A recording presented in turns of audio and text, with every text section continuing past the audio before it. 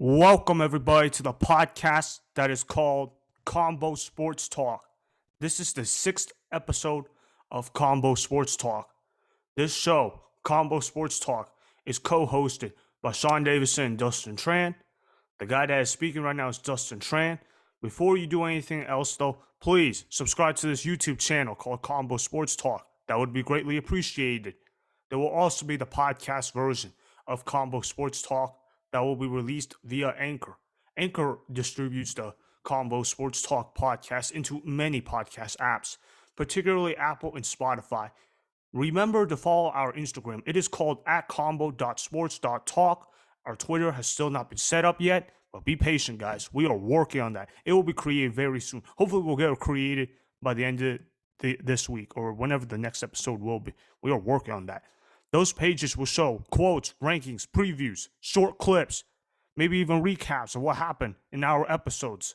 The show, Combo Sports Talk, it focuses on debate, discussion, and comedy topics, and as well as opinions that are based around football and basketball mostly. You guys did an awesome job supporting us, so continue to go ahead and do that. I saw a lot of comments on our Instagram. That means guys are paying attention, and we're seeing what happens. That means we're building a loyal fan base.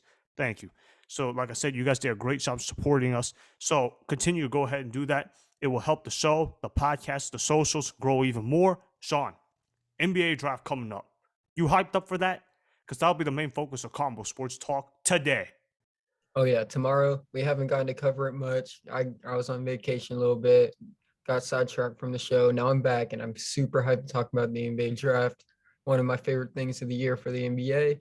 And like you said, they're doing a great job supporting the socials. I mean, I've been loving interacting with y'all and talking to y'all and hearing your takes and opinions and stuff. And it seems like y'all like the best player in the league debates. Might give you guys that soon. Yeah, for sure. We got to give the fans what they want because they seem to love the list. Every time we do a list, and I've seen this online, Instagrams, not just mine and yours. Every time somebody comes up with a list, it is always debated about. It's always something starting up. So yeah, for sure, man. I'm definitely hyped. I mean, look, here, guys. The topics that will be discussed today will be about the Steven Adams trade.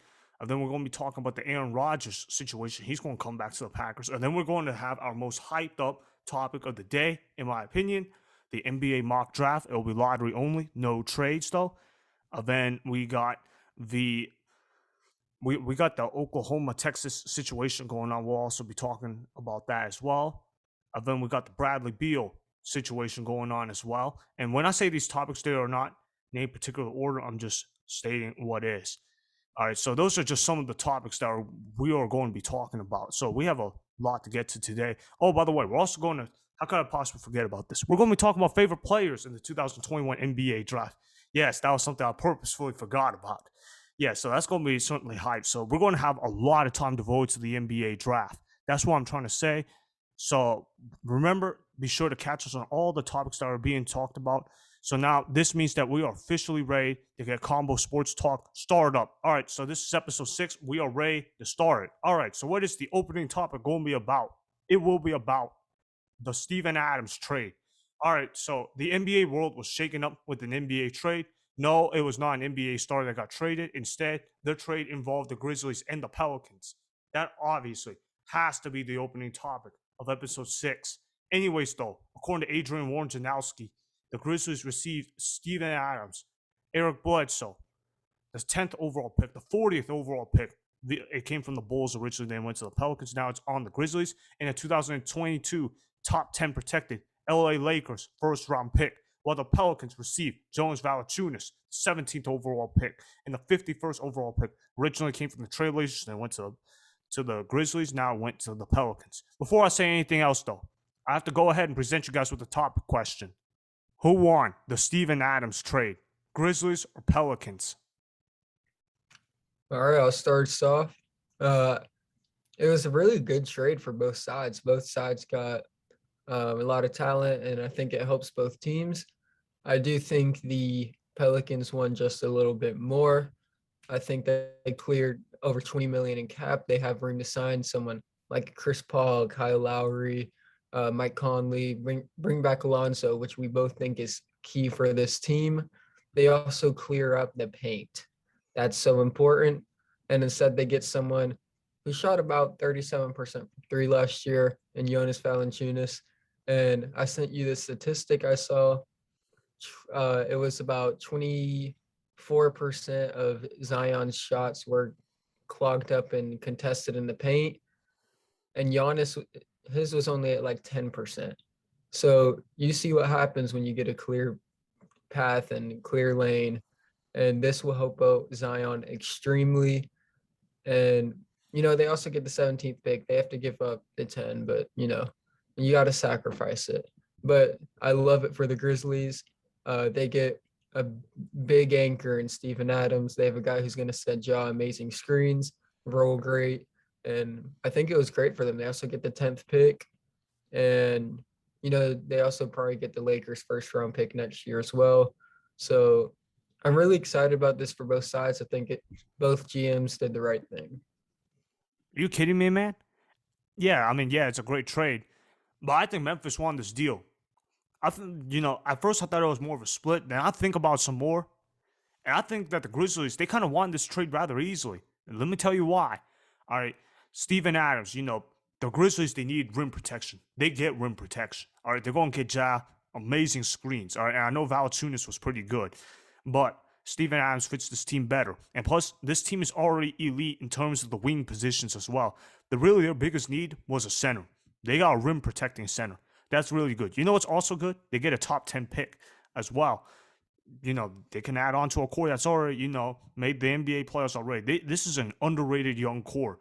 And also they get Eric Bledsoe. I think people are sleeping on Bledsoe a little bit. I know Bledsoe, he struggled last season, but now he's going to go to the Grizzlies. It's a low pressure situation. And also remember this. You know who's the Grizzlies head coach? Taylor Jenkins. Taylor Jenkins was the Bucks assistant head coach when Eric Bledsoe had his career years in Milwaukee. So I'm pretty convinced that he's going to get some production off of Eric Bledsoe that nobody's really expecting. And they're also going to get a first round pick from the Lakers, unless the Lakers are bomb this year. So, and I don't think that the Lakers are going to be winning a title anytime soon with their current roster construction, unless they get a third star. So, I like the fact that they're adding these picks into their stockpiles. As for the Pelicans, yeah, they get Valanciunas, good player, but is it really worth moving down 7 spots to get Valanciunas? It's not really worth it, in my opinion. So, how will his fit with Zion Williamson be? Yes, it will be better than with Steven Adams, but it's not also a great fit either. I mean, I tend to disagree with you a little bit. I mean, it wasn't a high volume he shot, but he shot pretty high percentage, 37%. You look for 40%, which is like the good mark. But if you're talking about a center who at least can make it respectable, he's there. You also have room to bring back Lonzo now, maybe a Kyle Lowry, something like that. And also, you look at the shooting guard position, and now it's open. Nickeil Alexander-Walker, he had about 12 starts last year. In those starts, he averaged 19 points per game and over 40% from three. So that man can come into his own. Kyra Lewis, their lottery pick last year, he's going to get now some more playing time and ability to grow. And I mean, Steven Adams, he was probably about the worst fit you could have on this team, honestly. And I know you like the fit on the other side with Ja and stuff. Jonas is a better player than Steven Adams. And, Bledsoe, I didn't even mention him. You're right. I think he will make a big impact. But my main thing here was get Zion spacing, and that's exactly what they did. You can't, because if you watch Pelicans games last year, every shot he was taking was double teamed. So hopefully that helps it out a little bit. Yeah, but you space out Valanciunas alone at 3-point line. You're also taking away his ability to rebound as well. Now, granted, Zion Williamson can help you out with that. But I'm just saying, when I'm thinking about the perspective of team building, and when I look at the perspective of the timelines of where both of these teams are, I think it makes a ton of sense for the Grizzlies. And for the Pelicans, not so much. They could have spent, I don't mind them moving the lottery pick. I just wish that they used the lottery pick on somebody else. Like, they would trade for, like, another player. Somebody like a Bradley Beal or somebody like a Dame Lillard, and they could package that with future first-round picks. If you do this kind of trade now, it's not going to eliminate them from the possibility of getting Dame or Bradley Beal via trade, but it's just going to make it harder on themselves. And honestly, I don't know how much of a difference Valanciunas is going to make. Is he going to improve the Pelicans 10, 15, 20 games better? No, I don't think that he can do that. I think that he can improve the team, but he's not going to be such a needle mover that the Pelicans are going to be moving from 11th in the West to somewhere like a top 6 in the West. Well, don't forget, there's the play-in tournament now, and also there is this team is young. They're progressing. They're only getting better. This is a super young team, like I said, who's only getting better. So they're going to progress, and they're just adding someone better for them. And I know you like this for the Grizzlies a lot. I and you're acting like this is a blowout trade though, but it's a close trade for me. I mean, the Grizzlies getting great fits, and they're in great position in this trade. I just like it a little more for the Pelicans because they clear a lot of cap space. They can now sign someone, and I know you brought up trading for Dame or something. I don't really think that was plausible for the Pelicans. I don't think they really had the firepower to do that. So with what they got, Jonas Valanciunas, I think you're severely underrating how good of a player this man is. Yeah, I'm not saying that Valanciunas is a bad player. In fact, I think that he's actually an underrated center. But I just don't think that Valanciunas can make such a difference to the Pelicans that they're just going to vault up. And they, in my opinion, they need to move up to the Western Conference standings sooner rather than later, because this is what happens when you have a superstar player. When you have a superstar player, your timelines for your rebuild has got to speed up. Look at the Dallas Mavericks with Luka Doncic. If they make one wrong move with Doncic, Doncic will probably leave the Mavericks. Same thing with Zion Williamson and the Pelicans. They've already screwed up twice with their head coaches. This is their third coach in 3 years, is what I'm trying to say here. So every move matters. And with a guy like Zion Williamson, you have got to take some big risk. Valanciunas, solid player. It's not something that they're taking a major risk with. And I just don't see what's the major upside. Are they going to become a consistent team that can get out of the first round with ease if they get Valanciunas? I mean, I shared the stat earlier comparing Giannis to Zion and how open paint shots they had. Now, Giannis isn't no Brook Lopez, but if you can have your star player, I mean, this team the Bucks just won the finals. The Pelicans are going to use that blueprint and follow it. And if they can get more spacing, perfectly fine. Did the Bucks have a player like Steven Adams on the team? No, because they surrounded him with shooters. They need to surround Zion with shooters. And and then you have a freak of basketball and Giannis and Zion. And this is just, I mean, I think it's just awesome for the Pelicans. I think, but I do still say both GMs made the right decision. I don't think either side should be unhappy with what they got at all. I mean, I guess this is what I'm trying to say. When you look at it from a great perspective, I think the Grizzlies should get an A for this trade, or an A minus. So I'm trying to say that the Pelicans, they got like a B minus, C plus on the trade. It's not necessarily a bad trade for the Pelicans. I just don't think they maximized the value the way that they could have. And remember, Valanciunas, he's an expiring contract. I believe he's got 1 year left on his deal. If he does well, they're going to have to resign him. They're going to have to resign him for a lot of money. And if they don't, then that means that they just burnt up a lottery pick essentially for a guy that was a 1 year rental. So I just see a little too much downside for me to be doing this. I wish that Pelicans got a little bit more and that they didn't have to give up one of the first round picks. I just feel like 2 first round picks giving up is kind of overkill. Yeah, I mean, I see what you're saying, but really the Lakers pick probably won't be too much.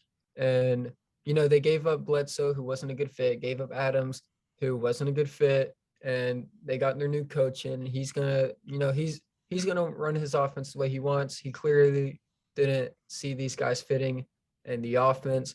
And maybe there's a guy they like at 17 more than 10, and they think they can get the same value out of him.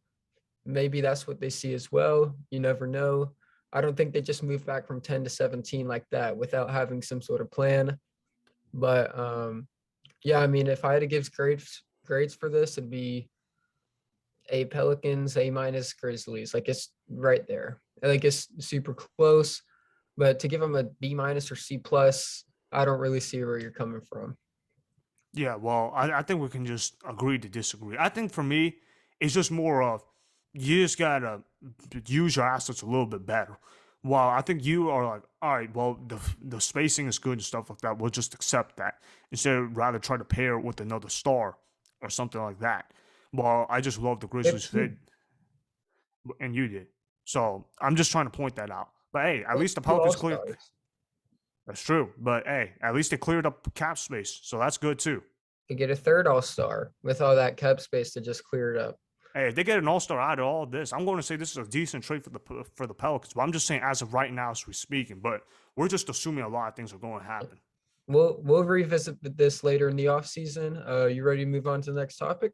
Yep, certainly. All right, let's move it on. All right, so this next topic, we haven't talked a lot about this, but we're going to be moving on to the NFL. We're going to be talking about Aaron freaking Rodgers. All right, so we're going to be talking about how Aaron Rodgers returned to the Packers, and we're going to be sharing our reactions to that. Now, look, Shawn and I, we both reacted on what would happen to Aaron Rodgers in our first ever episode. Shawn said that he would not play a down for the Packers, while said that he would not come back for the Packers in 2021. According to Ian Rappaport, he tweeted on Monday that, quote, Packers QB Aaron Rodgers has indicated to people close to him that he does plan to play for Green Bay this season. Sources say that is the expectation. Many factors at play, but with GM Brian Gutekunst saying that he is, quote unquote, hopeful for a positive outcome, there is a glimmer of optimism. Well, Aaron Rodgers came to training camp and is now back to normal for the Packers. Before I say anything else, though, this leads me to ask this topic question. What is your reaction to Aaron Rodgers playing for the Packers in 2021? I mean, it's awesome. I mean, I'll have to admit it. I was wrong. I didn't think he'd play another down for the Packers. It just looked like the way it was going. He was, people were preparing for him to retire, it looked like, or, he wouldn't even talk about it to the media. He seemed super upset. And now, things seem to be a lot better. Devontae Adams, this is crucial. He seems to be happier now. And they also just traded for Aaron Rodgers' boy, Randall Cobb, which is, you kind of saw coming, but it's big just in keeping him happy. I think they're kind of knowing what they have now and trying to respect Aaron Rodgers more, which I am happy they're doing. But I mean, just him playing for the Packers again, they automatically are contenders for the Super Bowl now. It went from maybe they don't make playoffs to now contenders for the Super Bowl. This is huge. Well, here's what I got to say. I know everybody's surprised and everything like that, but honestly, I'm not even one bit surprised this happened. Honestly, I expected this to happen. I expected Aaron Rodgers to return. I know that all the reports were saying, oh, he was going to get traded. Oh, he was going to retire. Oh, he's never playing another down. I always thought and always felt like Aaron Rodgers was going to return to the Packers. Why? Because in the end, when you look at the history of the NFL, when you look at NFL teams, they always hold the cards, always hold the power over Aaron Rodgers and other players. That's what I'm trying to say. If they were going to get nothing from Aaron Rodgers, so be it. I knew Aaron Rodgers wasn't retiring. You don't just walk away after an MVP season. That's too hard to do mentally. Do you know how hard it is to walk away from the game anyways? But then it's so hard. Like after you won an MVP, it's like leaving on a cliffhanger. And I remember Aaron Rodgers talking about the last dance, and people were interpreting that as he was mocking their general manager. I interpreted that as, you know what, 2021 is going to be Aaron Rodgers' final season. No matter if he wins the Super Bowl or not, then he'll get traded after the 2021 season. Well, right now, it looks like I got one part of that prediction right. So I'm not really surprised that any of this is happening. Yeah, and it looks like they're restructuring his deal, so it's going to be 1 year left on it. And, you get the Devontae Adams extension. That's crucial. He's maybe the best wide receiver in the NFL, maybe. And then you got, that it's just going to be a lot happier of a locker room now and a lot less drama filled. He's at camp. He's showing up. And, it seemed like it's, patching up a little bit for the Packers. Yeah, this is good because now everything looked like it was in shambles for the Packers. I didn't necessarily buy into that, but it looked like that for a lot of people. Now everything looks just fine yet again, and this also helps out Devontae Adams. What's the saying? You kill two birds with one stone? Yeah, that's about what it basically is.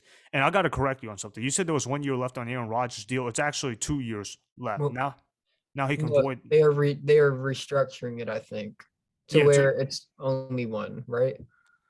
I think it's like 2 years, but it's like one, and then they like don't lose anything. Like if they lose Aaron Rodgers, Oh, it'll be kind of like a player option is what I'm trying to say. I know that's Right. not really a thing in the NFL, but it's about as close to a player option as you can get. So in other words, if Aaron Rodgers wants to stay, they'll let him stay. If not, then he is basically free to request a trade. So it's a win-win. Yeah, I mean, the Packers get a chance at a last title run. They also get another year of Aaron Rodgers teaching Jordan Love. And, just, I mean, learning from Aaron Rodgers, one of the all-time great quarterbacks, that's got to be awesome. I mean, and he's probably soaking up so much. And I hope we get to see him in preseason this year. It hurts because a lot of quarterbacks I liked in the draft last year as sleepers never even got to get a snap in because there's no preseason. This year, I'm excited to see where Jordan Love is at. And then his turn, he's next man up. Hopefully by then he'll have Devontae Adams, all in there, and he'll have that target, and maybe Amari Rodgers is something. I think they do need to either target another wide receiver, draft one. They've been avoiding that. They just need to go ahead and do it.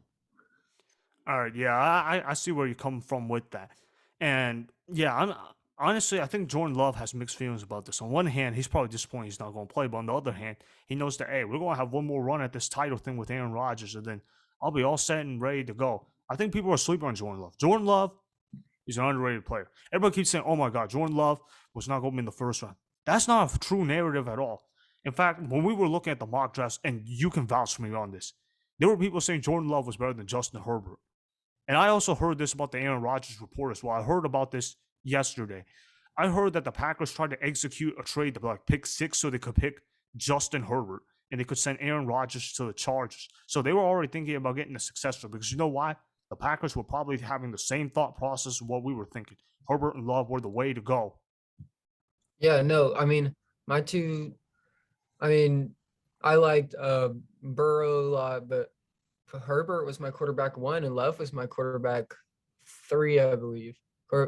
And I mean, Jordan Love, I think he's going to be a great NFL quarterback. I think big arm, he has all the tools. And I think when you have a guy in front of you like Aaron Rodgers, you have the mental, you pick up the mental stuff and you start learning a lot. So, this narrative, like you said, I don't like that they're saying, oh, they don't like Jordan Love. He's not ready. Like, I just want to see him on the field. I think he can be a really great NFL quarterback. But yeah, back to Aaron Rodgers. It's, I mean, the closest thing is to say is that's huge for them. I mean, now they get a chance at a championship, and I want to ask you where you have them kind of standing right now among that race. I got the Packers as the second best team in the NFC. I don't even think it's really close between them and any other team. Even if you put in Jordan Love, I still think that they're a top 3 team in the NFC. This is a good Packers team. Everybody is saying this Packers team is not good. The only problem with the Packers is that they don't have an established number 2 receiver. They just have a really good number 1 receiver, the best, and then they just have a bunch of number 3s. That's the problem with the Packers. Other than that, though, they don't really have a ton of weaknesses. And also, I want to address this. Everybody says that Aaron Rodgers, Jordan Love had a relationship problem. I don't think so. I think that Aaron Rodgers was trying to do Jordan Love solid because he knows that guys that are not campaigned as starters have a hard time developing in today's league because you're barely going to get any practice reps as the second string guy, let alone the number 3 kind of quarterback. That's why you've seen a lot of guys who start in college, they start right away because they have to do it that way because you can't develop these guys in practice no more, man. So Aaron Rodgers, he was trying to do Jordan Love solid because he knows that, hey, I don't have to practice because I'm already an MVP winner. Even if I drop off a little bit, guess what? I'm still going to be a top 5, top 10 kind of QB. Give the reps to a guy that really needs those kind of reps. And he was trying to do Jordan Love a solid. That's what he ultimately did. And he's been in Jordan Love's shoes before. He's not going to feel angered at Jordan Love or anything like that. No, I mean, he really has no reason to. Jordan Love is the next man up in the place that Aaron Rodgers has called his home for his whole career. And so I think he's not going to hate on Jordan Love for that. As Agreed. for where I have him second in the NFC behind the Buccaneers. But I mean, yeah, it's close. I mean, the Buccaneers just bring back pretty much everyone, which is crazy to me. But the Packers, they have a chance to run for the Super Bowl again. Oh, yeah, for sure. With them, now they are Super Bowl contenders. And I also want to note one final thing before we move on to our most hyped up topic. Aaron Rodgers cannot be franchised again for the Packers. So if he wants out, hey, now they're going to grant him his way. But I never thought that he was going to get traded because how do the Packers benefit from that? They don't benefit from it now. They benefit from that next year where the dead cap is less. So you also got to consider that as well. Yeah, man. They kind of left the open window for him to get out and them to trade him, and I think it works out for both sides. I think both sides really benefit from this. I think it's like even what we last talked about in the Steven Adams trade. I think both sides in this got a good deal out of it. Yes, everybody got their compromises, which is good. All right, let's move on now to the next topic. This is going to be quite a long topic. What we're going to be doing, we're going to be talking about the 2021 NBA mock draft. All right, so we have a lot to talk about. So look, this mock draft will only consist of lottery picks. If we did the whole draft, we're going to be here all day, all night. But yeah, like I said, it will only consist of lottery picks. So it'll go from picks 1 through 14. We will state the player's name, position, and where he last played out, like what college he came from, or if he came from the G League or another country. I will get the odd numbers. Shawn will get the even numbers. Each pick will be explained for around a little over a minute. So let's try to explain for around a minute, something like that. We will both tell our opinions about the prospects that are going to be talked about. Let's get this list started up, though. I'll actually go first, which is the first time ever on Combo Sports Talk. Typically, Shawn, he gets to go first on a topic, but this time I will, due to the fact that I'm doing odds while he is doing evens. So let's get this mock draft started up. All right, so we're doing no trades in this. All right, so first up, the Detroit Pistons. They are on the clock, and they will select Cade Cunningham, point guard, Oklahoma State. Why? Because he is a Luka Doncic type of player. He is a player that can carry a franchise on his back. He will be a multiple-time All-Star player, and he is extremely he just has a lot of good skill about him, and he can play 4 different positions. I also think about Jason Tatum when I think about Cade Cunningham. He can do a lot of things well, and he just has the drive to be great. Really, only one concern about him is that he might not be an all-time great, but at that point, we're just being nitpicky. Yeah, I mean, we talked about it last episode. If you want to hear a complete full breakdown on Cade Cunningham, go listen to the last episode. But yeah, I mean, it's the right pick. This man can play 4 positions. Ideally, he's a combo guard for you. And, if he can turn out to be a Jason Tatum, Luka Doncic, you just took a great player at the #1 spot, and I'd be fine with that for them. So yeah, love the pick. And we'll move on to number 2. I have the Houston Rockets taking Jalen Green, shooting guard out of the G League. This man is a scorer. He's going to put the ball in the basket, and he's very ball dominant. He's got a lot of tools. He's athletic, and I think the Rockets are getting another James Harden-esque type player, but has to have the ball in his hands. Lacking on the defense a little bit, could pick it up, has the tools to pick it up, but I'm excited for. This seems kind of like a done deal, especially with Evan Mobley saying he didn't really want to go to the Rockets.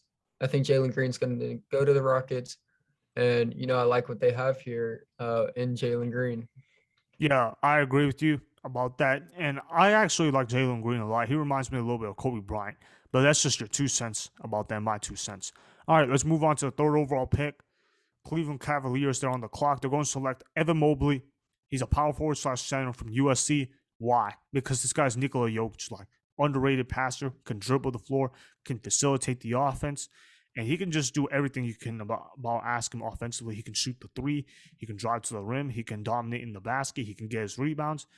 And when I also think about him, I also think about a Chris Bosh. I think this guy will be an excellent small ball center, and I think that this guy will be a do-everything big man. And he is a franchise caliber kind of player.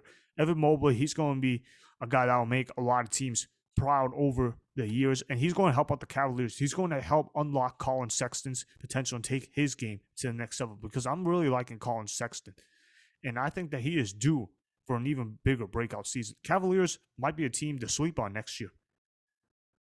Yeah, I mean, we see you see Jared Allen there, you see Kevin Love. Don't worry about that. Take the best player available to both of us, that is Evan Mobley.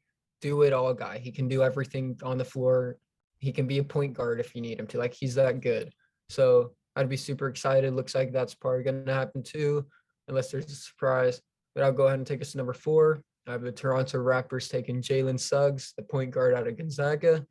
And I mean, this is I think it's a great pick for the Raptors, especially with them maybe losing Kyle Lowry in free agency.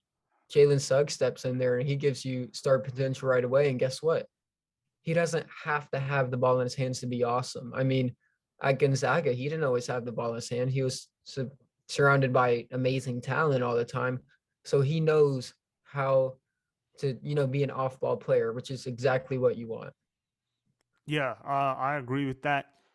Jalen Suggs, good combo guard. He's versatile, can shoot lights out basketball court. Can also play off ball. He offers a lot of things that others guards don't necessarily offer. All right, let's move on now to the fifth pick, the Orlando Magic on the clock. I'm going to surprise you with this pick a little bit. I'm going to go with Jonathan Kuminga, small forward, G League. Why? Good two-way player. He's something that the Magic can impose their will on. The Magic, they need to draft high ceiling players, and they need to draft guys that have star potential. Jonathan Kuminga fits that. The Magic, they have a lot of players that are good role players, but they don't have a guy that can step up and be a future star for them. Jonathan Kuminga fits that type of role. So I have to go with him, no doubt about that. And yes, they do have Jonathan Isaac, but Isaac's been injury prone. And hey, even if Isaac heals up and becomes fully healthy in the future, they could become two players that are good two-way players. And the Magic, they need some of that. Yeah, I mean, I feel like the Magic, they keep wanting these big athletic wing players, and I'm here for it. I love the fit. I think Jonathan Kuminga has super high potential, but at the very least, you're getting a high level defender and an athletic freak. And I'm super excited. It's looking like the next guy that I'm gonna take also has a lot of hype for pick 5 of the Magic, but I like what you did. But my guy I am taking with the number 6 pick to the OKC Thunder. I got Scotty Barnes, forward out of Florida State. And I say forward, this man can play any position you want him to. He can be on the ball, he can be a 5, he can be he can be anything. Like, he's that good. He's super athletic. I love this kid's motor. He's been getting lots of hype, and it's all deserving. And he played kind of like the Patrick Williams role as the year before. So I'm loving what Scotty Barnes could be for the Thunder. They just traded away Al Horford, picked up Kemba Walker, and you give Kemba Walker a guy like Scotty Barnes, and you also have Shea there. I love the potential that the Thunder have here. Same here. And the Thunder, they have a bright future too. Don't forget about that. Oh yeah. All right, let's go on to pick 7 by Golden State Warriors via the Minnesota Timberwolves. All right, I got the Warriors picking James Bouknight, shooting guard, UConn. Why? He can space the floor well. He's going to help out with the spacing. He's going to be a good fit in the Warriors scheme. And also, he's also a win now player. We need win now players. We have 2 lottery picks, yes, the Golden State Warriors, but we are a team that has championship aspirations. We've just been missing Clay the last couple of seasons. Now he's going to be fully healthy. You add James Bouknight to the team with Steph Curry, with Klay Thompson, with James Wiseman. That's going to be one heck of a team to try to stop, and that's going to be a nightmare because he can shoot the ball and he's NBA ready. So, he's going to be able to make an instant impact right away. Yeah, I like that pick. I'm personally not super high on James Bouknight, but I see where you're coming from. He's going to put the ball in the basket, and that fits what the Warriors want to do. And he does help them win immediately, coming out as a sophomore, I believe. Next pick, number 8, Orlando Magic are back on the clock, and I have them selecting Davion Mitchell, point guard, shooting guard out of Baylor. This guy, he just won the national championship, and he seemed like the top leader for them. Best defender in college basketball. Shot about 45% from 3 last year. That's awesome. I mean, that's today's NBA, 3 and D. And if you can do that, that's awesome. He's only about 6'2", 6'1", something like that. I still see him being about a shooting guard because he's not going to lack defensively guarding a 2. Unless it's like a taller Paul George or something like that. He's not going to lack. Don't worry about it. I like him as a 2 in the next level. But yeah, I think what he could bring to the Magic, I know they have some guys, but they did trade away Evan Fournier. They have, the Magic they got a new coach. They just need to take the best guys and build them up together. To me, that's Davion Mitchell. I was surprised by your pick. All right, but hey, I see where you're coming from with that. But all right, let's move on. All right, number 9 on the clock, Sacramento Kings. All right, I'm going to butcher his name, but I'm going to try to say his name. Alperen Sigun. He's a center from Beskas. I think he's from Turkey. That guy, that center. Oh yeah. Anyways, yeah. I wasn't sure how to say his name. I'm sorry about that, guys. But the reason why I say that is because the Sacramento Kings, they could be losing with Shawn Holmes in free agency or something like that. So they need a center that can fit in with De'Aaron Fox and Tyrese Halliburton. I just think that he fits in pretty good with them. And that yes, he can score under the basket. He can provide them protection. He also provides them some versatility, which is what the Sacramento Kings ultimately need. Especially if you have a bad coach like Luke Walton, you need to be versatile. That way, you can adjust to his bad schemes.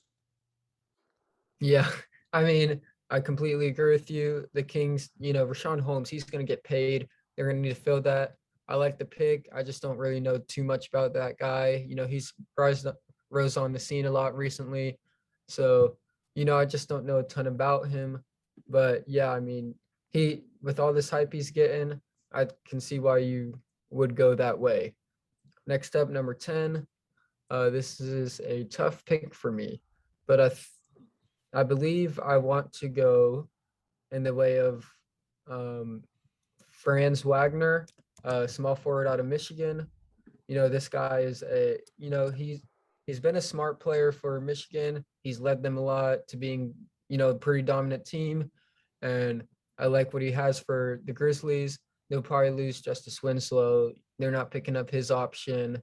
And, I think he just goes in, plays small forward, does great. And, he's not a guy that needs the ball. He can play off ball. He's a great glue guy for a team, but he can also shoot the ball a little bit. He can attack the basket. He can play some defense, you know, and he's more of an experienced player as well. So I like what the Grizzlies are getting right here in Franz Wagner. All right, all right. I like where you're going with that. All right, let's move on now to number 11. My Hornets, my Charlotte Hornets. All right, we are on the clock, and we are going to select, and this is going to trigger a lot of Hornets fans. I think that the Hornets should select Moses Moody, shooting guard, Arkansas. And I know everybody's going to be like, why didn't we just get a big man? We need a big man. Well, I don't think you can pass up on Moses Moody. I think he's going to be a future all-star player. He is a sleeper in this draft, and he can shoot the lights out of the ball. He can provide you solid defense. He's going to replace either Malik Monk or Devontae Green. He can fit in seamlessly. You can sign and trade one of those two. You can also get a center back as well. With the way how today's NBA is, and yes, I know the Bucks, they won a title with Giannis Antetokounmpo. Centers are not a major must in the NBA when you talk about team building. You know what you need? You need shooters, and Moses Moody provides that. Moses Moody is a sleeper in this draft, and if we're doing a redraft 3 years from now, I think that Moses Moody is going to be a lot higher than pick 11. I think Moses Moody is the ultimate sleeper in this draft, and I'm just super hyped about his potential. I think that the Hornets have to go pick him. Yeah, I mean Moses Moody, he's a 6'6" shooting guard. He'll fit great next to Lamelo. It's you have that super tall backcourt. Moses Moody, he's going to shoot the lights out of it. He can score. He can play some defense. And like you said, I think he's an ultimate sleeper in this draft. I love that pick. Sad you took him from me a little bit, but it's all good. Uh, Next, I have the Spurs at number 12. I will have them picking. I'm going to go Keon Johnson, shooting guard out of Tennessee.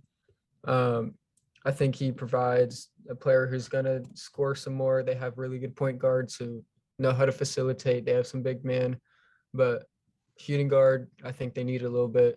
Keon Johnson, I think he's going to come in, fit well, was really good as a freshman, super young, and he'll learn a little bit.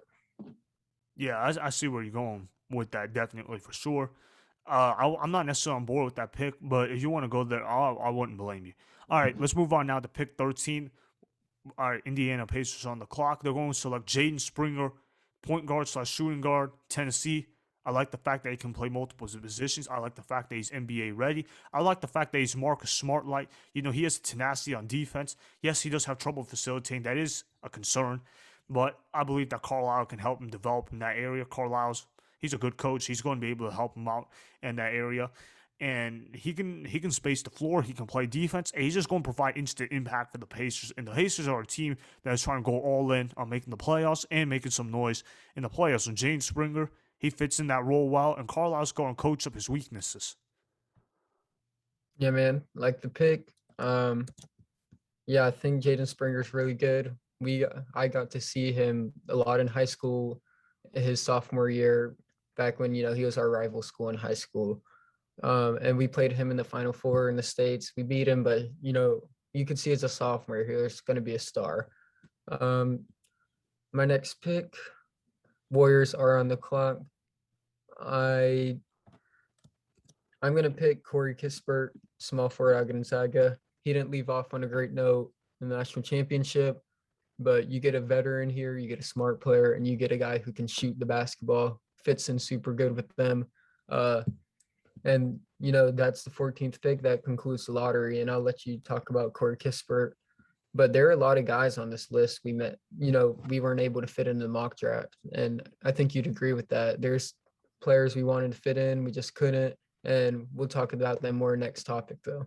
Yeah, I was kind of surprised that you said that pick though. I was thinking you were going to say Jalen Johnson. Oh, He's I was so close, man. I I was thought I, super close. I thought you were going to say him for sure, just because you're a Super Duke close. guy. And Yeah, I, no, I'll talk. Don't worry, I'll talk about him next segment. all right, Little all right, sneak peek. all right. Well, that concludes our 2021 NBA mock draft. It was a little controversial, but I hope you guys will find our takes rather interesting. All right, let's move on now to talking about our favorite players in the 2021 NBA draft. All right, so like I said, the 2021 NBA draft seems to be stacked on paper. There are a lot of draft prospects to like. This class seems to have future star power, seems to have good depth in the NBA draft as well. That has caused some sleepers to possibly fall down lower than expected. Exactly what Shawn just said. Superstars are expected to dominate the headlines for the NBA draft. With all that being said, this now leads me to ask this topic question. Who are your favorite players in the 2021 NBA draft? All right. Well, it looks like I think we did the same thing. Five of our favorite players, and we did five sleepers. Uh, we can rotate saying our favorite players, and then we'll go to sleepers too. My first favorite player. Um, he's also a sleeper, but you know, I'm gonna have him in my favorite player category. I got Moses Moody. We talked about him, shooting guard out of Arkansas, 6'6" shooting guard, and he can shoot the ball. It's not like he's a tall slasher. No, he's a tall shooter. Um, and he was awesome at Arkansas.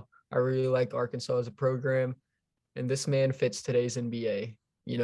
Long, shoot the ball, play defense, and I think this guy, he's gonna rise. You said to look back and redo the draft. He's gonna be a pretty high pick. All right, but he's not my favorite player. I love Moses Moody, but he's not even in my top three for favorite players. My favorite player is actually Cade Cunningham. I just like watching him. Great player to watch, and he's a fun player to watch. So I like him a lot. Yeah, I mean, we talked about him a lot already, but Cade Cunningham, awesome player. He's super fun to watch. Completely agree with that.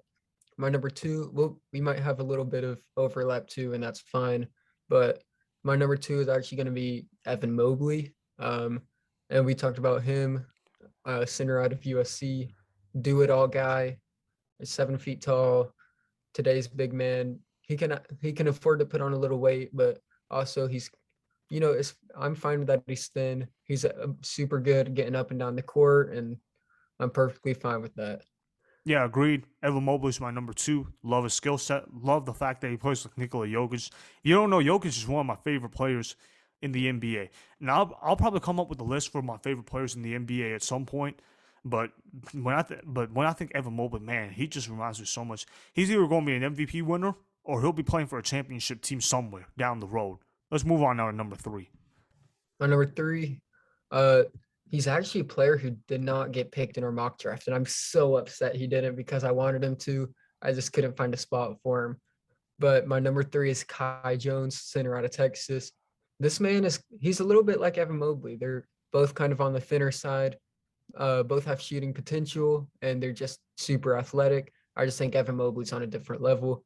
But Kai Jones, I think he has the ability to mold into someone Just an awesome player. I thought you were gonna pick him with the Hornets pick, but I love that you picked Moody. But yeah, Kai Jones. I mean, I love this kid. I think he's gonna be a great NBA player, and he has all the tools to, be that. And I'm going to go with Jalen Green. I enjoy watching Jalen Green play. You know, he just seems to have a lot of great potential. He can just shoot the basketball. I like guys who can just score the ball, really. And Jalen Green just provides that. And I think that he's going to get the Rockets back on the map sooner rather than later. So I'm going to go with Jalen Green here. And yeah, Jalen Green, he's a scorer. He's fun to watch. But my number four, here he comes, Jalen Johnson, forward out of Duke. Forward, slight because he could play small forward, power forward, wherever you need him. They came out with the measurements for the combine. He has the biggest hands in the entire draft. That's crazy to me. I didn't even know he had hands that are that big, but Kawhi Leonard, maybe. I don't think of that, but That's what I uh, was thinking. yeah, I mean, great defensively. He's, slasher, can, just super athletic, really good. And, he has shooting potential. I don't think he'll be an awesome shooter at the next level, but I think he has, if you need him to shoot it and knock it down, he can do that a little bit. Uh, my only concern for him is just, does he have, the high motor? He didn't play a lot in high school, opted out of the season. But you know what? I like this man's potential, and that's why he's my fourth favorite player. All right, and I'm going to go with Moses Moody, shooting guard, Arkansas. Like I said, I've already touched up on this, but he can shoot the lights out, and he can just score the ball. He kind of reminds me, like I said, of Joe Johnson, but he's got that Jamal Crawford scoring ability as well. And I really like Moses Moody. I think he's going to be a future All-Star player. If nothing else, he'll be at least a six man. He'll be everything that Malik Monk was supposed to be for the Hornets. So I like Moses Moody a lot. And even if he didn't go to the Hornets, I will still like him a lot because I think he is a guy that's getting slept on. Oh yeah, I'll follow Moses Moody wherever he goes. I love that, and I love the Joe Johnson comparison. My number five is gonna be Zaire Williams. Uh, he's a forward wing out of Stanford, and he didn't have great shooting percentages, stuff like that, at Stanford, but he has a smooth jumper. He has a lot of tools. He's really good on defense.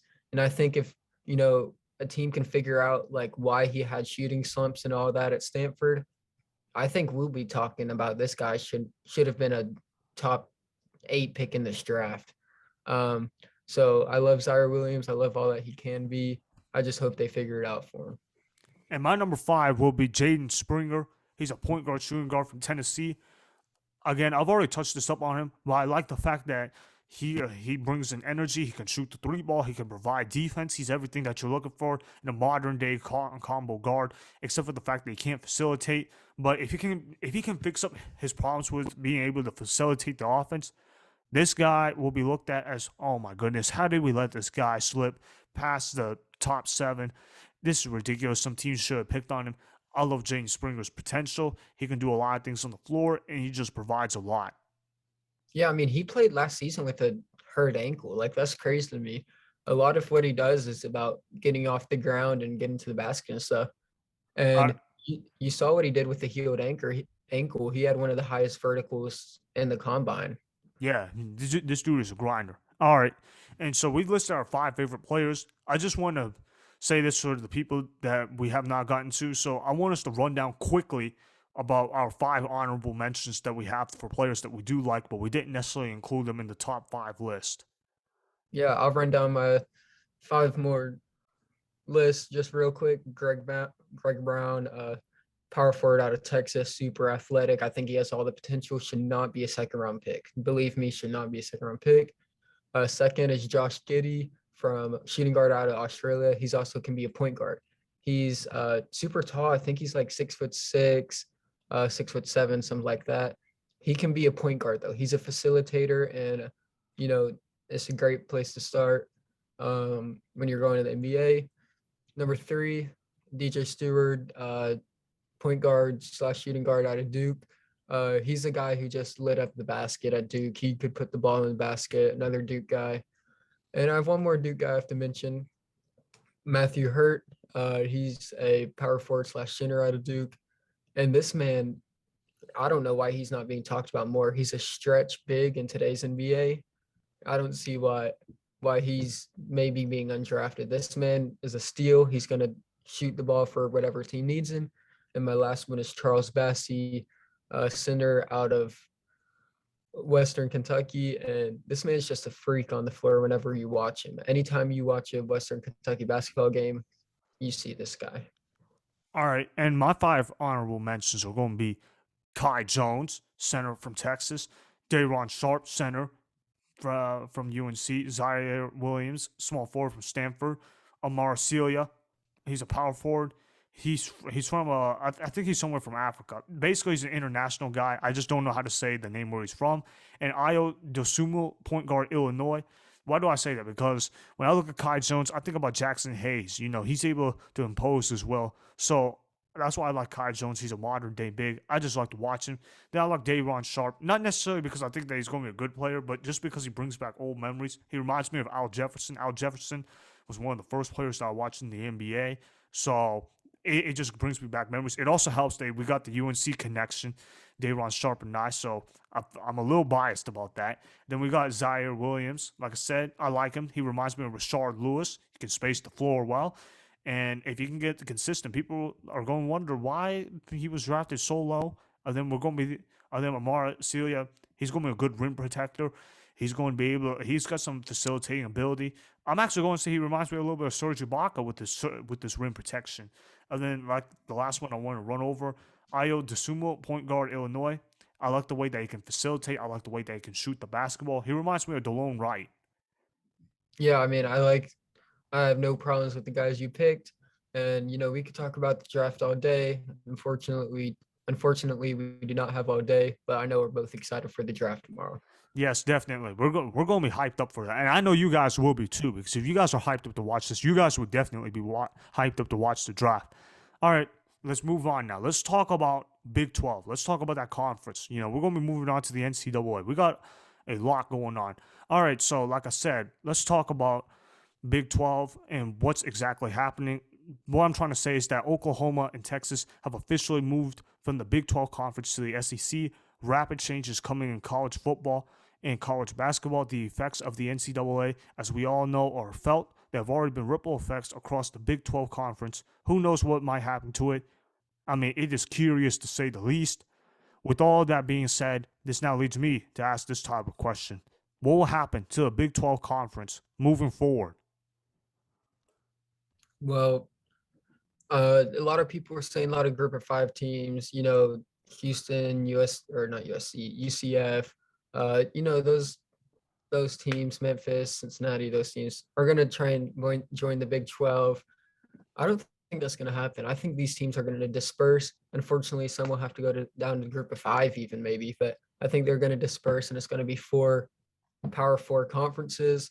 And I'll just tell you right now where I think they're going to go. I think Baylor, Texas Tech, and TCU, I think they're going to be Pac-12 teams. I think, and Boise State might join that a little bit. I think Oklahoma and Texas are the only SEC teams. I think West Virginia's an ACC team. I think Iowa State is going to be and Kansas, I think they're going to be Big Ten teams. And Oklahoma State's the weird one for me. I don't really know. In Kansas State, I don't really know where to put them, but they might have to drop down or they might just go to Pac-12 or Big Ten or something.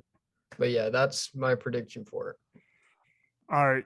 Yeah, like I said, this has had ripple effects. All right, I'm going to make a prediction on this, and I don't think I'm going to agree with you on all of your picks. All right, so I got Baylor going to the AAC. I don't think that they're going to be going to join one of the 4 other power conferences. I just don't see room for them in that regard. I got Iowa State and Kansas join Big Ten. Then I got Kansas State join the Mountain West. Then, obviously, Oklahoma and Texas, they've already moved on to the SEC. That's official. And then I got Oklahoma State. It was tough for me to put where, but I decided to put Pac-12. I think that was the best fit for them. And then I'm going to put TCU. Now, this one's going to be a little controversial, but I'm going to put them in the Pac-12 as well. I could not find a better category to put them in. I was debating between them and Big Ten. I just wasn't sure where to put it. I ultimately decided to put them in Pac-12. Their play seems to fit with them the best, anyways. And I got Texas Tech dropping out of the Power Four conference. I got them join the AAC. They're not really going to be relevant moving forward. And I got West Virginia join the ACC, which I'm actually pretty hyped up about. I know you probably are hyped up about that too. So look, West Virginia. what's my main takeaways from this? Well, 7 programs will be moving to the other 4 power conferences, and 3 programs will no longer be relevant. So Baylor, Kansas State, and Texas Tech, they're not going to be that relevant anymore. Well, So I just want to say that at least no one will complain about the lack of competition with Big 12 football. At least that's my takeaway from that. yeah, and it picks up the Pac-12 conference. But I do want to say, I know you said there's not really room for Baylor. Think about this in the basketball side. They just won the national championship. Who's not taking Baylor? No, I don't think any conference should not take Baylor. I think Baylor has to be in a power conference, and I think they will. So yeah, I think But whether it's where? maybe But the where? Pac-12, that's where I got them going. Pac-12, uh, Waco, Texas, heading out west. But yeah, I mean, and Texas Tech, I know you have them dropping down. I don't hate that, but they're also really good in basketball. West Virginia, top 10 team in basketball. Uh, you know, Texas and Oklahoma, they're really good in basketball. Kansas is going to change Big Ten basketball. Big Ten basketball might have been the best conference in basketball last year. They're Kansas just making that better.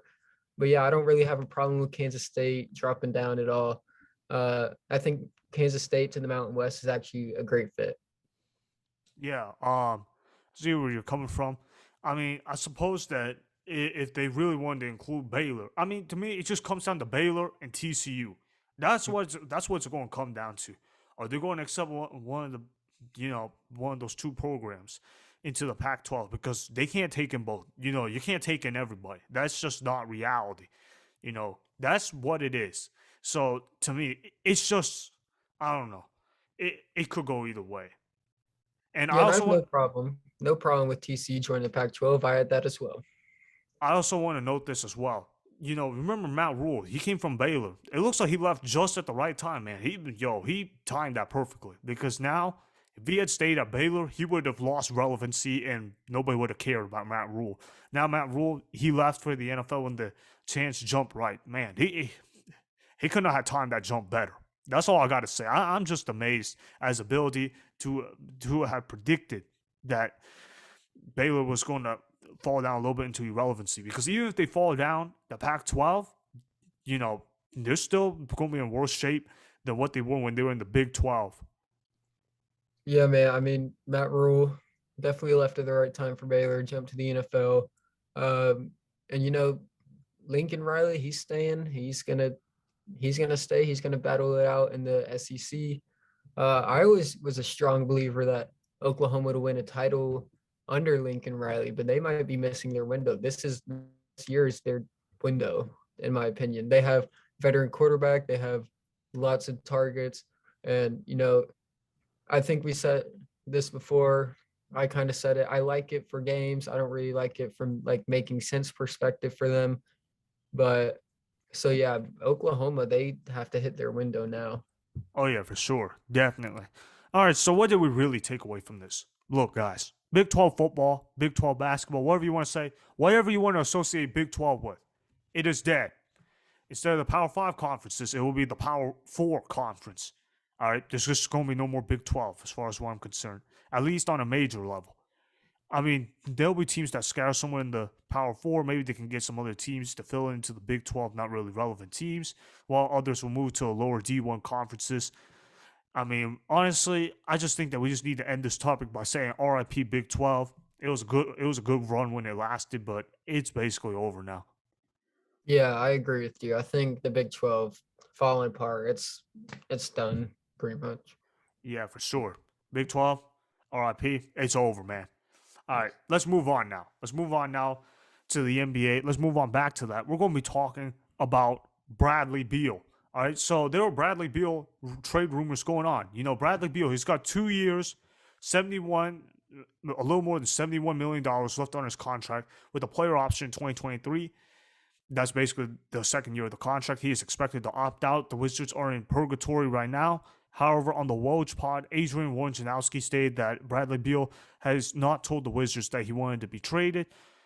A lot of things are happening around the NBA trade market. Who knows what will happen? In fact, there might even be a chance that two stars who went out, think Damian Lillard and CJ, not CJ, I meant Damian Lillard and Bradley Beal, who could eventually team up with each other. We will see, though. We will see.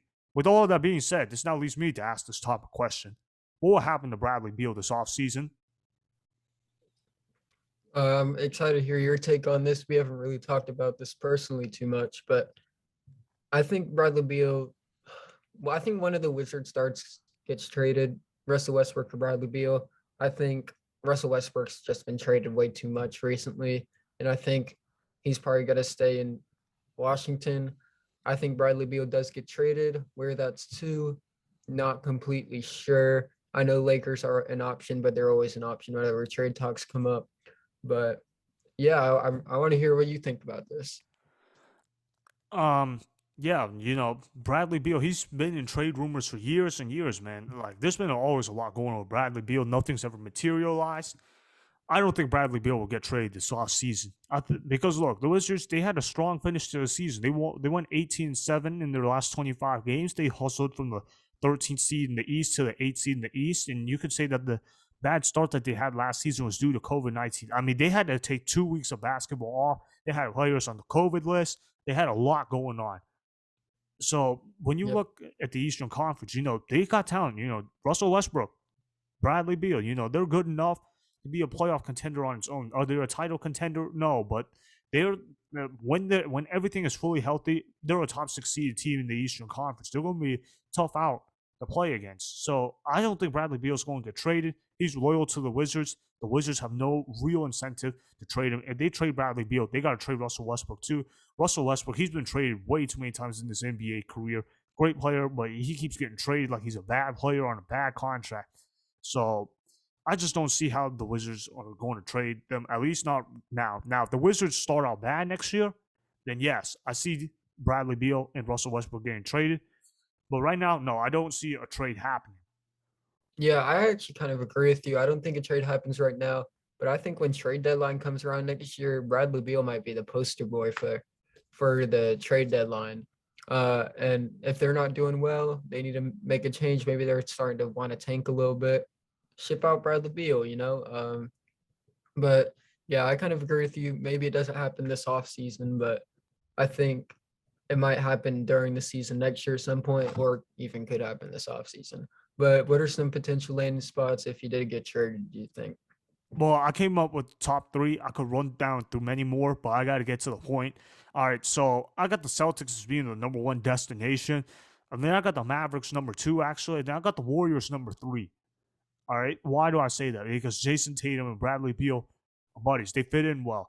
If you think about a combination of Tatum, Brown, Beal, that's going to be a pretty good big three, and that can match up against somebody like the Nets or even the Bucks. So I like that combination as well. Then the Wizards could also trade to the Mavericks. They're in a different conference as well. That also helps them out as well. You look at the fit between him and Luka; they're going to be a real good 1-2 scoring punch. They also got the contracts to make that happen. They could take on the KP contract, Kristaps Porzingis. I like Porzingis still more than a lot of other people do, but hey, maybe he's just not the best fit with Luka, or maybe the Wizards they could revive his career, maybe because on the Wizards he's going to have the ball in his hands more often because they're probably going to trade Russell Westbrook as well.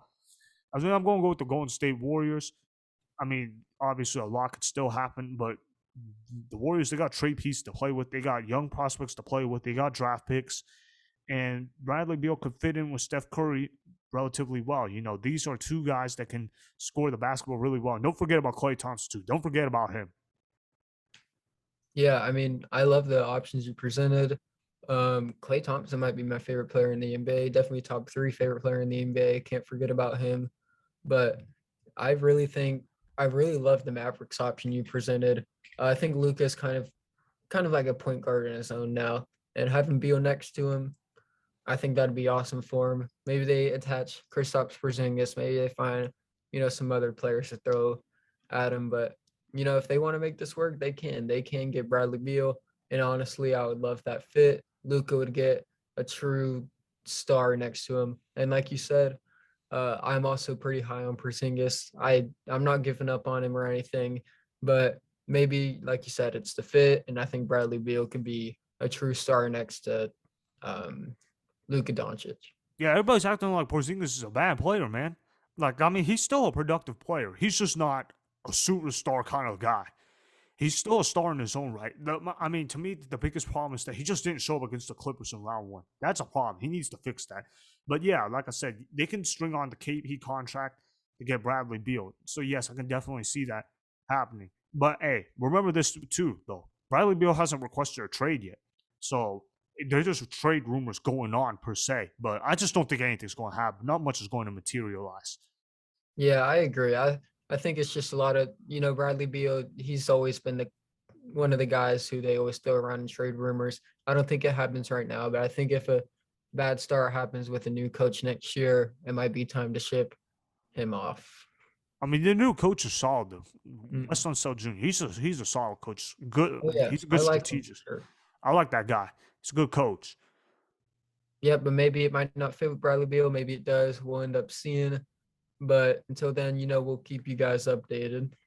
Yeah. So we just don't see how he's going to get traded. Just because you request a trade doesn't mean that you're going to get traded. And so if you definitely didn't request a trade and you're a star player, they're not going to move you. There's no reason for the Wizards to even move him right now. Yeah, I mean, I don't really see it either. I mean, they made the 8 seed. They caught fire last year. Keep the momentum going into next year. All right, yeah, I agree with you, definitely. All right, so that wraps up what we have to say about Bradley Beal.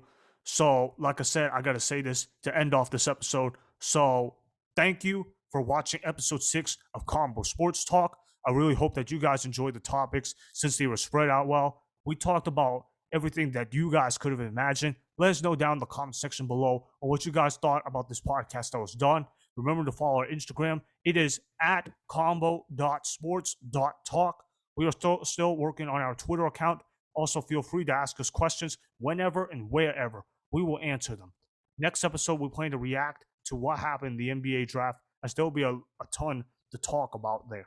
It will definitely be the main focus of Combo Sports Talk for the next episode. Shawn, excited for the NBA draft now ratings for our own show.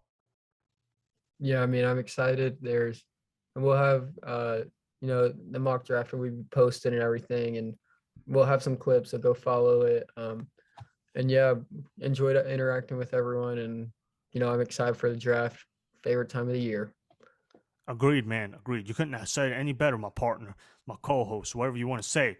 So yeah, I thought that he said that pretty good. So again, thanks for watching this podcast. This has been a great show to produce. I hope you guys feel the same way about that. Like I said, we'll be back here after the NBA draft to break down what happened as well as other breaking news potentially. We know that the NBA draft, a lot of trades are going to happen. That always happens on draft night. As always, there will be new topics to present to you guys. I have nothing else to say now. Peace out.